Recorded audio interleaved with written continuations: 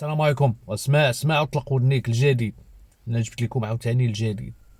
دار الماء، دار الضوء، المكتب الوطني للكهرباء، المكتب الوطني للماء الصالح للشرب، حتى دوك الشركات لي داك رضا الامانديس وداك التخربيق كامل ما غاديش يبقى.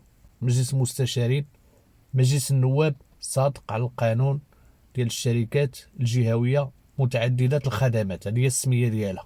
تدبير ديال الماء والضوء غيولي تابع لهاد الشركات. كل جهه، كل جماعه، كل بلاصه غدار فيها شركه غيتفوض ليها من الجماعه ولا من الدوله انها تسير القطاع ديال الماء والضوء بحال الخوصاصه. واش هادشي مزيان؟ واش خايب؟ انا شخصيا ما متفائلش، ولكن غادي نقول لكم شنو جا في القانون بالمجمل وانتم حكموا.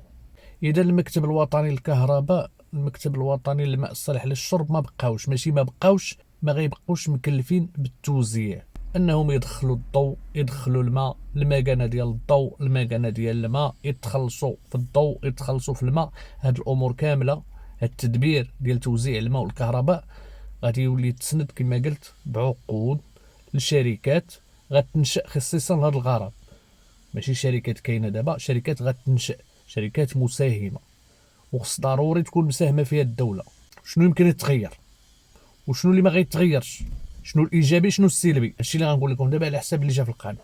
اذا شركات مساهمه غتنشأ خصيصا لغرض تسيير قطاع الماء والكهرباء، هذه اول حاجه. غدير لها تفويض، يجيو هاد الشركه وغدير لها واحد التفويض انها تدير ولا تدبر توزيع الماء والكهرباء في ديك الجماعه. اذا كل جماعه غتنقل لها الملكيه ديال المنشات ديال الماء والضوء. هاد الشركات الجهويه، هاد الجماعات غتفوض لها انها تخدم في تدبير هاد القطاعين كما قلت ديال الماء والضوء.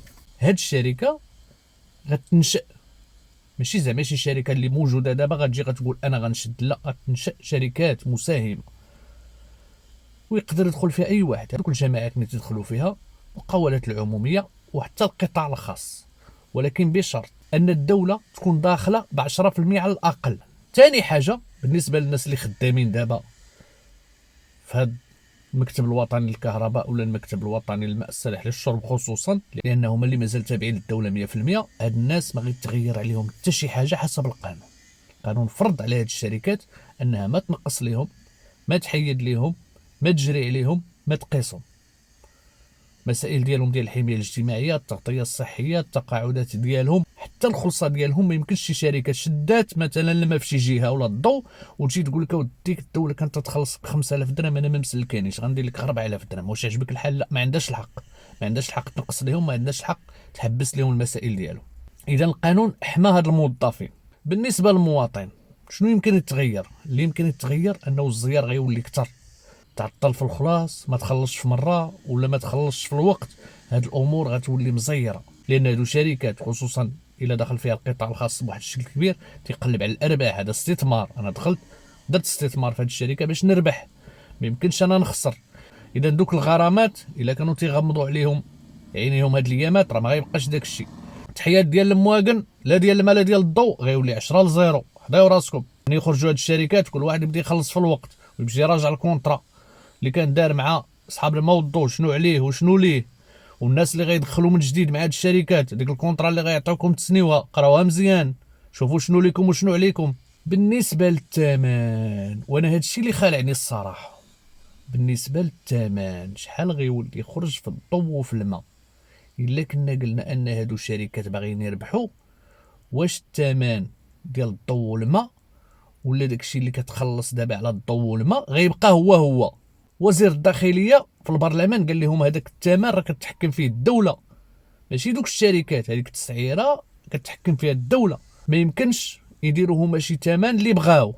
مزيان، هذا مطمئن نوعا ما، ولكن نعاود نرجع، هذه شركات خاصه جايه كاستثمار باش تربح، غتدخل لتدبير هذا القطاع ديال الماء والضوء باش تربح. مني كنسمع انا مسؤول هذه واحد الشهور يقول لك راه انت كمواطن مغربي فاكتوره 100 درهم ديال الضوء راه كتقام علينا حنا كدوله ب 175 درهم، حنا كنساهموا ب 75%، والماء كذلك. اذا هذيك الفاكتوره اللي كتجيك انت ديال الضوء الا فيها 100 درهم راه نورمالمون خصها تكون 175 درهم، 3500 ريال. والدوله ساهمات ب 75 درهم.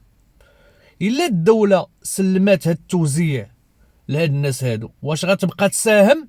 وإلا كانت غتساهم لمن غادي تساهم؟ واش لهاد الشركات هادو؟ واش هاد الشركات ملي غيخرجوا مثلا ويتخلصوا عند الناس ويقولوا انت جاتك 175 درهم، راه 100 درهم حنا غنشدوا 75 عند الدوله، باش عرفنا ان هاد الشركات فعلا امينه من هاد الاتجاه. ثاني حاجه، واش الدوله الا دارت هاد القضيه ما غتهزش يديها على هاد الدعم، ولا انها تدعم هاد المادتين بجوج، الضوء والماء، وتقول لك اخويا هادشي ولا ديال الشركات الخاصه، كليتي شي حاجه خلصها، كليتي 100 درهم خلص 100 درهم، كليتي 175 درهم خلص 175 درهم، انا ما غندفع لك حتى حاجه من جيبي. خصوصا ان الدوله دارت واحد البرنامج ديال الدعم، غتقول لك انا غنولي ندعم الناس مباشره، ما نبقى لا ندعم لا بوطه لا طحين لا سكر لا مازوط لا ما لا ضو. الا وصلت لهذا الشيء هذا، اذا راه الفاكتوره ديال الماء والفاكتوره ديال الضوء اللي كتخلص انت دابا تقدر تدوبل من يخرج هذا القانون. القانون راه تصادق عليه في البرلمان، تصادق عليه قبل منه في مجلس المستشارين، كنتسناو دابا يخرج غير في الجريده الرسميه، ويخرجوا النصوص التنظيميه لكل جهه، وغيبداو جهه بجهه على حسب الجهات اللي موجودين غيداروا فيهم هاد الشركات. تحيه لكم، الله يعاونكم.